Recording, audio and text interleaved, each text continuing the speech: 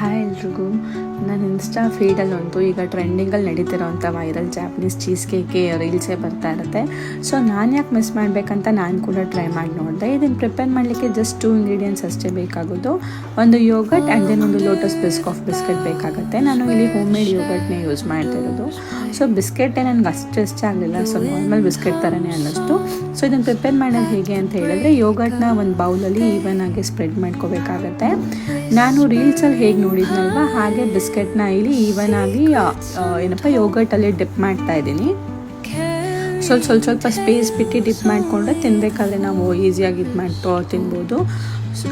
ಈ ಥರ ಈವನ್ ಆಗಿ ಸ್ಪ್ರೆಡ್ ಮಾಡಿಕೊಂಡು ಫ್ರೀಝರಲ್ಲಿ ಅಥವಾ ಫ್ರಿಜ್ಜಲ್ಲಿ ಒಂದು ಮಿನಿಮಮ್ 2 hours ಇಡಬೇಕಾಗತ್ತೆ.